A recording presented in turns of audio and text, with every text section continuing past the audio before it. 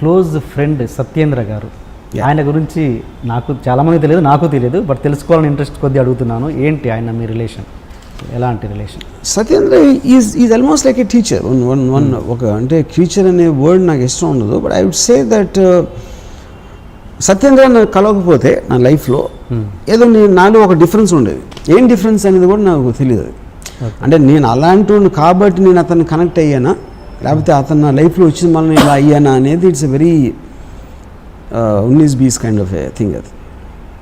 ఎందుకంటే ఇప్పుడు నాకు సత్యేంద్ర కాలేజీలో చెప్పింది ఒక్కొక్కసారి 30 ఏళ్ళ తర్వాత గుర్తొస్తుంది ఇప్పుడు మళ్ళీ అని ఇప్పుడు అర్థం అవుతుంది కదా. అది చెప్పింది అప్పుడు నాకు గుర్తుండిపోయింది, కానీ ఐ డోంట్ అండర్స్టాండ్. సడన్గా నాకు ఇప్పుడు వెలుగుతుంది బల్బు.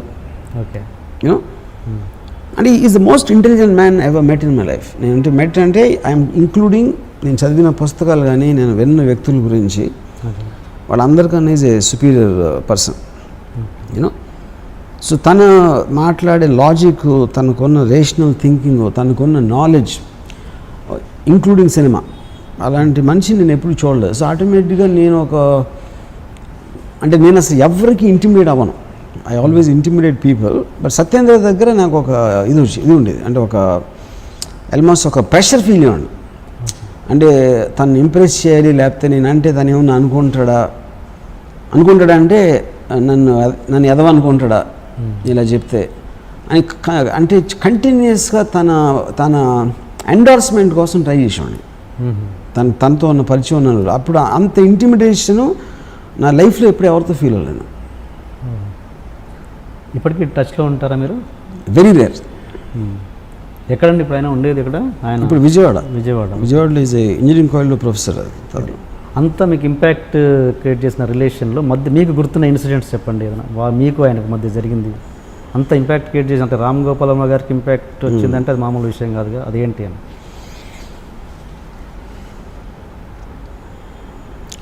ఒకరోజు నేను విజయవాడలో ఊర్వశి థియేటర్లో పాపియాన్ సినిమా ఇవ్వడం వెళ్ళాం ఎదరం.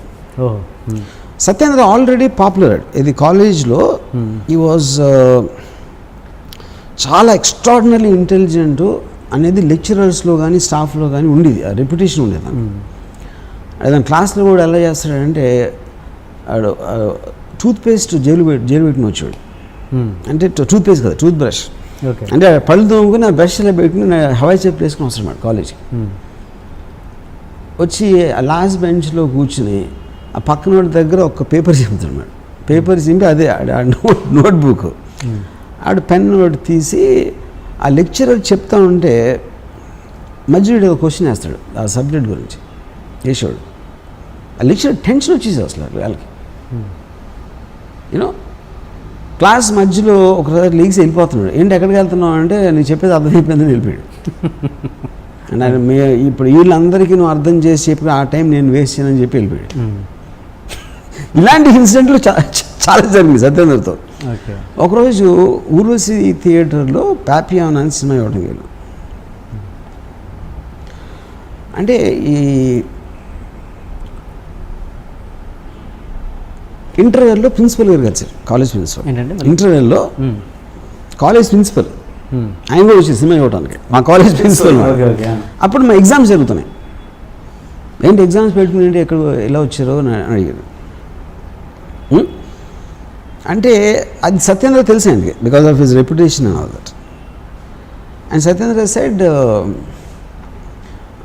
కాలేజ్లో మీ కాలేజ్ చదువులు కన్నా దీంట్లో నేర్చుకోవాల్సింది ఎక్కువ నేను 7వ వస్తున్నా. నాకేం అనిపించలేదే అంత ఇందులో అన్నారు. మీకు అనిపించిందేదో నాకు అనిపించింది. సో ఆ కనిపించింది మీకు ఏదో కనిపించినప్పుడు 7 సార్లు చూడాల్సిన అవసరం ఏంటన్న మా principal. Why do fuck your wife every day అన్నాడు. So the point is, and you will say it with such intensity, make intimidate అయిపోతారు. You won't even take it as an offense, you know. అంటే ఈడు సత్యేంద్ర టైంలో నాకు తెలిసి ఒక 20 years ఉంటాడు age, maybe 19. And మా ప్రిన్సిపల్ గారికి ఒక 50 ఏళ్ళు ఉంటాయి. ఇంకొక స్టూడెంట్ నేను తెలియదానికి మా ప్రిన్సిపల్ గారికి నేనేదో సత్యేంద్ర ఫ్రెండ్ పక్కన I'm just anger on, why do fuck your wife every day అని అడిగి చూస్తున్నాను మహా. ఆయన అలా వెళ్ళిపోయారు తిరిగి. సీరియస్ తర్వాత 5-6 years అయిన తర్వాత ఆయన రిటైర్ అయిపోయి ఫర్ 10 years తర్వాత నేను మరువలేని ఒక విద్యార్థి అని సత్యేంద్ర మీద ఆ వ్యాసం రాశారు ఒక బుక్ కోసం. అంత ట్రెమెండస్ ఇంపాక్ట్ క్రియేట్ చేశాడు తను. సో అలాగే నాకు ఎంత ఇన్ఫ్లుయెన్స్ ఉందంటే సత్యేంద్ర నుంచి నేను ఒక్కొక్కసారి నేను ఫ్రెండ్స్తోనో లేకపోతే ఎవరితో కూర్చుని మేబీ ఒక 9:30కి స్టార్ట్ చేసి 3:30 వరకు మాట్లాడింది సత్యేంద్ర గురించి. తనకి నాకు ఉన్న అనుభవాలు కానీ తనకున్న అంటే ఇప్పుడు ఏంటి తన ఏజ్ ఆఫ్ అంటే నాకు 2 years జూనియర్ అతను. నేను ఇంజనీరింగ్ కాలేజ్ 3rd yearలో ఉన్నప్పుడు తను ఫస్ట్ ఇయర్ జాయిన్ అయ్యాడు. అంటే నాకు తెలిసి మ్యాక్సిమం 17-18 ఉంటుంది ఏజ్ అప్పుడు సత్యేంద్ర. 17-18 ఏజ్లో already Friedrich Nietzsche, Ayn Rand, Arthur Schopenhauer, Descartes మొత్తం బుక్స్ అని చదివేశాడు. ఇంగ్లీష్ నాలెడ్జ్ తనకి ఆ టైంలో ఉన్నది ఇన్ని సంవత్సరాల తర్వాత నేను ఇంతవరకు ఎవరిని చూడలేదు. చాలామంది నా ఇంగ్లీష్ గొప్పగా అనుకుంటారు.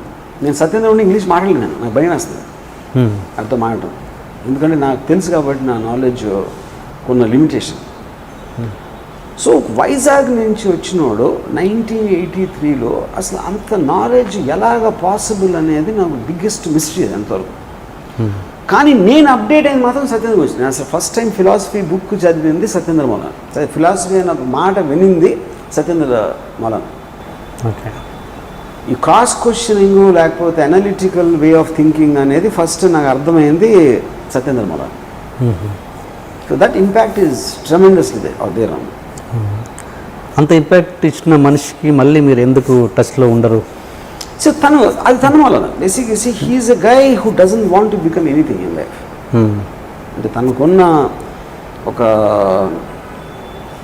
I would know how to say that. అంటే ఇప్పుడు నాకు తను చెప్పాడు ఒకసారి, యువర్ ఎబిలిటీ అంటే ఇక్కడ నేను చాలా డబ్బులను అయిపోవాలి, చాలా పేరు సంపాదించేది, లేకపోతే పెద్ద డైరెక్టర్ అయిపోవాలి, లేకపోతే బిజినెస్ మ్యాన్ అయిపోవాలి. ఇలాంటిది ఏది మీకు ఒక అంబిషన్ అనేది లేదనుకోండి, మీకు ఎంత ఇంటెలిజెన్స్ ఎక్కడ ఉన్నా you will just be by yourself. That is what Satyendra is. తనకి అంబిషన్ లేదు. అంటే మనం ఏంటంటే అంబిషన్ తోటి మనం సక్సెస్ మెజర్ చేస్తాం. మీరు ఏం అవ్వాలనుకుంటున్నారు, మీ క్లారిటీ ఉన్నప్పుడు మీరు ఎంత ఎదిగారు అనే దాని మీద మీ మెజర్మెంట్ ఉంటుంది. ఏం అవ్వాలనుకుంటున్నారు అని మీకు ఇంటెన్షన్ లేనప్పుడు he probably is very happy just reading a book or writing a book. You know. Okay, మీరు ఇంత మీ గురించి తన గురించి మీరు ఇంత గొప్పగా అనుకుంటున్నారన్న విషయం తనకి రీచ్ అయిందండి? తను పట్టించుకోండి. తను I don't know, I'm sure he knows. ఎందుకంటే నేను తన గురించి నా ఇష్టం బుక్లో ఒక ఆర్టికల్ రాయటం జరిగింది. అండ్ చాలాసార్లు ఇంటర్వ్యూలు కూడా చెప్తాను సత్యేంద్ర నా మీద ఉన్న సత్యేంద్ర ఇన్ఫ్లుయెన్స్ గురించి. అంటే ఈ నోస్ ఇట్ లైక్ ఇన్ఫర్మేషన్ ఎంత నేను ఫీల్ అవ్వదు. ఎందుకంటే తను అబ్సల్యూట్లీ ఎమోషన్స్కి అసలు ఈజ్ బియాండ్ ఎమోషన్స్. రాముకి నేను చాలా ఇష్టం, నేనంటే చాలా గౌరవం, అట్లాంటి స్టూపిడిటీస్ తనకి యూ వోంట్ రియాక్ట్ దట్. ఒక ఇన్ఫర్మేషన్ లాగా ఎవడో రాము నా క్లాస్మేట్, అప్పుడు మేము ఇద్దరం కలిసి ఉండేవాడు, అది ఫీల్ అవుతున్నాడు ఒక ఇన్ఫర్మేషన్ లాగా ఉంటుంది. కానీ ఇప్పుడు నేను ఆలోచించినంత, నేను మాట్లాడినంత సత్యేంద్ర నా గురించి దాంట్లో 1% కూడా మాట్లాడే అది మాత్రం ఐఎమ్ వెరీ షూర్. ఎందుకంటే I'm a topic of not interest, no interest ఆయనకి. అలాగే మీరు ఇప్పుడు మీకు అదే వచ్చిందిగా, మీ ఆ ఇంపాక్ట్ మీ మీద కూడా అదే పడిందిగా. ఇప్పుడు మీరు అన్నట్టు ఎలాగా మీరన్న పర్సన్స్ వాళ్ళు నాకు గుర్తులేరు అన్నారుగా, అలాగే అది ఆబ్వియస్లీ కదా. అదే ఇప్పుడు నాకు నేను తన మీద ఇంపాక్ట్ క్రియేట్ చేయాలి, అందుకని నేను గుర్తున్నాను కానీ అదే బట్ తను చేసాడు కాబట్టి నాకు ఉంటాడు. That simple that. తన గురించి అంటే నాకు తెలియదు, తను ఏంటంటే ఫ్యామిలీ పర్సనా, ఇప్పుడు ఏంటి పెళ్లి చేసుకోలేదు. ఇంత మీరంత ఇంపార్టెన్స్ ఇచ్చే సత్యేంద్ర గారు ఆయన మీ గురించి ఏమనుకుని ఉంటారు బహుశా? మెయిన్ పాయింట్ ఏంటంటే ఇప్పుడు ఎప్పుడైనా మీరు ఒక వ్యక్తికి ఇంపార్టెన్స్ ఇచ్చేదానికి ముఖ్య కారణం ఆ వ్యక్తి మీ మీద క్రియేట్ చేసిన ఒక ఇంపాక్ట్. దాని మూలాన మీరు గుర్తుండిపోతారు, ఒక మనిషి గుర్తుండిపోతారు మీకు. సత్యేంద్ర నా మీద చేశాడు కానీ నేను సత్యేంద్ర మీద చేయలే. సత్యేంద్ర నా గురించి గొప్పగా చెప్పడానికి నేను చెప్పిన ఒక తెలివైన మాట, లేకపోతే ఒక బుక్, లేకపోతే వాడికి ఒక బతికే లైఫ్ స్టైల్ గురించి ఎక్స్ప్లెయిన్ చేయడానికి నేను ఎప్పుడు చేయలేదు, నేను విన్నా. అది ఎలా ఉంటుందంటే ఇప్పుడు అందుకని సత్యేంద్రకి నేను ఇప్పుడేంటి రామ్ గోపాల్ వర్మ అనే మనిషి సత్యేంద్ర కన్నా పబ్లిక్ పర్సెప్షన్లో ఎక్కువ పాపులర్ కాబట్టి సత్యేంద్ర ఎందుకు పట్టించుకోవడం మీకు అనిపిస్తుంది. కానీ సత్యేంద్ర నా పాపులారిటీని పట్టించుకోడు, ఎవరి పాపులారిటీని పట్టించుకోడతాను. సో అప్పుడు ఇందాక ఒక సందర్భంలో నేను చెప్పాను కదా, వినోద్ బాలా నాకు గుర్తులేదు అని చెప్పాను కదా. వినోద్ బాలాకి నాకు ఎంత దూరం ఉంటుందో నాకు సత్యేంద్రకి అంతే ఉంటుంది. Okay okay okay. నేను ఒక డైరెక్టర్గా ఒక పర్టికులర్ ఒక ట్రెండ్ సెట్టింగ్ ఫిలిం అది అయ్యింది. శివ ఫ్లాప్ అయి ఉండొచ్చు కదా, శివ ఫ్లాప్ అయ్యి ఉంటే వినోద్ బాలాకి ఎంత గుర్తుండి ఉంటుంది అనేది అది క్వశ్చనబుల్ థింగ్. అది ఏదో ఒక ఎక్స్పీరియన్స్ లాగా అయిపోయేది. అంత ట్రెండ్ సెట్టింగ్ ఇంపాక్ట్ఫుల్ ఫిల్మ్ అయిపోయింది కాబట్టి దానికి సంబంధించిన మెమరీస్ అనేది వినోద్ బాలాలో ఉన్నాయి. కానీ నాకు నా 25 జర్నీలో సినిమాలు బ్యాడ్ గుడ్ అన్నీ రకరకాల వ్యక్తులు కలవటం, బాంబే వచ్చి ఉండిపోవడం, ఇంతమందిని ఇక్కడ నేను బాల్ ఠాక్రే దగ్గర నుంచి, సుబ్రత రాయ్ దగ్గర నుంచి, అమితాబ్ ఇలాంటి వాళ్ళు అందరితో నేను కూర్చున్న తర్వాత ఎప్పుడో ఎక్కడో జరిగిన ఒక ఎక్స్పీరియన్స్లో కలిసిన మనిషిని నాకు గుర్తున్నాను. ఎందుకంటే నాకు వేరే ఇంపాక్ట్ఫుల్ విషయాలు చాలా ఉన్నాయి తర్వాత. సిమిలర్లీ సత్యేంద్ర కాన్సెప్ట్లో సత్యేంద్రకి నేను Vinod Bala, that's what I think it is. అది ఇదంతా మీకు రిలేటివ్ డిఫరెన్సెస్ ఉంటాయి, రిలేటివ్ డిగ్రీస్ ప్రతి మనిషికి. అంటే దాని ఎత్తు తగ్గు అని అంటలా నేను. It's only I'm measuring it by మనకి డైరెక్ట్గా తన మనలో వచ్చిన ఇంపాక్ట్ ఏంటి, మన మైండ్ మీద, మన జీవిత విధానం మీద, మన ఆలోచించే విధానం మీద ఒక ఇంపాక్ట్ ఉన్నప్పుడే ఆ మనిషి గుర్తుంటాడు మనకి. అంతేగాని ఊరికే ఎమోషనల్గా ఒక జర్నీ చేసాము, ఒక 6 నెలలు కలిసి ఉన్నామా, సంవత్సరం కలిసి ఉన్నామా అనే దాంట్లో ఇంపాక్ట్ అనేది రాదు. Okay okay. ఇప్పుడు ఇందాక చెప్పిన సత్యేంద్ర గురించి నేను మీకు 2 రోజులు చెప్పగలుగుతాను. సత్యేంద్ర నా గురించి 10 నిమిషాలు కూడా చెప్పాడు. అదే ఐఎమ్ వెరీ షూర్. ఎప్పుడైనా కలిసే ప్రయత్నం కూడా మీరు చేయరా? నేను లాస్ట్ సత్యేంద్రని కలిసింది ఒక 10 ఏళ్ళ క్రితం. వైజాగ్ ఏదో పని ఉండి వెళ్ళాను, ఏదో అక్కడ. అంటే యాక్చువల్ అప్పుడు ట్రై చేశాను సత్యేంద్ర ఎక్కడ ఉన్నాడు అంటే, ఇది ఒక చిన్న హోటల్లో ఉంటున్నాడని చెప్పాను. అంటే ఇంట్లోంచి బయటకు వచ్చాడు, ఫాదర్ ఇంట్లోంచి ఆ టైంలో. ఒక చిన్న హోటల్లో అంటే మామూలుగా మేము ఒక ప్రొడక్షన్ బాయ్స్ అట్లాంటి వాళ్ళని పెడతాం. అలాంటి హోటల్లో ఒక రూమ్లో ఒక 4 feet by 5 feet రూమ్ అది. నేను కింద నుంచి ఫోన్ చేశాను, సత్యేంద్ర నన్ను రామ్ గోపాల్ అని పిలిచాడు సత్యేంద్ర. నేను రామ్ గోపాల్ అన్న రిసెప్షనిస్ట్ ఫోన్ చేసి, ఎప్పుడు వచ్చావు అన్నాడు. అది కాదు పైకి రా అన్నాడు. అంతే. నువ్వా ఎప్పుడు వచ్చావు అంటే మనం అది ఎక్స్పెక్ట్ చేస్తాం కదా, పైకి రా అంతే. పైకి వెళ్ళి తలుపు తీసాడు, లోపలికి వెళ్ళి కూర్చున్నాను. అంతా ఈ సెల్ బయాలజీ ఏవో పుస్తకాలు ఉన్నాయి అక్కడ. అది చేసిందేమో ఇంజనీరింగ్. కూర్చున్నాడు. నేను కూర్చున్న ఒక 30 secondsలోనే నేను తను బోరు కొడుతున్నానని నాకు ఫీలింగ్, అది తను కనిపించిపోతాను. అంటే తనకు అప్పుడున్న మైండ్ స్టేట్లో నేను ఒక ఇరిటెంట్ లాగా వచ్చాను. అంటే తను ఏదో ఒక దాంట్లో ఉన్నాడు. మనకి చాలాసార్లు మనకు ఒక ఇంట్రెస్టింగ్ పని జరుగుతున్నప్పుడు, ఇంట్రెస్టింగ్ థింగ్ ఆలోచిస్తే ఎక్స్పీరియన్స్ అవుతున్నప్పుడు మనకు అంతగా ఇంట్రెస్ట్ లేని ఒక మనిషి కానీ ఒక పరిస్థితి కానీ వచ్చిందంటే మీకు ఒక ఇది వస్తుంది చూడండి, ఒక బోర్డమ్ కానీ, ఎప్పుడు వెళ్తాడా, ఎప్పుడు అయిపోతుందా అనిపిస్తుంది కదా. అది నాకు తను ఫీల్ అవుతుందని నాకు అనిపించింది, అది తెలిసిపోయింది నాకు. అందుకని జస్ట్ ఒక 2 నిమిషాలు కూర్చుని నేను వచ్చాను. మీ నెంబర్ కూడా అడగలేదు? నెంబర్ ఉంది తను అప్పుడప్పుడు. దాని తర్వాత just once in 6 months 8 months ఒక మెసేజ్ చేస్తాడు, ఏదో ఒక దాని మీద తను రాసే ఒక బుక్ గురించి. అది నాకే స్పెషల్గా చేస్తాడని కూడా నేను అనుకోను. Maybe shares it with some people. అంటే నాట్ దట్ ఈ డజంట్ హ్యావ్ ఫ్రెండ్స్. నాకు తెలిసి సత్యేంద్రకి ఫ్రెండ్స్ అనేది లేరు, రిలేటివ్స్ ఉండరు. అండ్ నాకు చాలాసార్లు అనిపిస్తుంది, అంటే నేను స్టూడెంట్గా ఉన్నప్పుడు నా ఫెలో స్టూడెంట్ కాబట్టి నేను ఒకలా ఉన్నాను. ఇప్పుడు అదే కాలేజ్లో తను ఒక ప్రొఫెసర్, ఇప్పుడు మెకానికల్ డిపార్ట్మెంట్లో. ఇప్పుడు అదే కాలేజ్లో మేము ఇద్దరం అదే కాలేజ్లో ఉన్నాం, సిద్ధార్థలో. తన దగ్గర ఉన్న స్టూడెంట్స్కి తనకి ఎట్లా రిలేషన్ ఉంటుంది అనేది నాకు బిగ్గెస్ట్ సస్పెన్స్ అది. ఎందుకంటే మేము ఇద్దరం ఒకే రూమ్లో ఉండేవాళ్ళం, ఇద్దరం కలిసి సినిమాలకి వెళ్ళేవాళ్ళం, ఇద్దరం కలిసి రాత్రి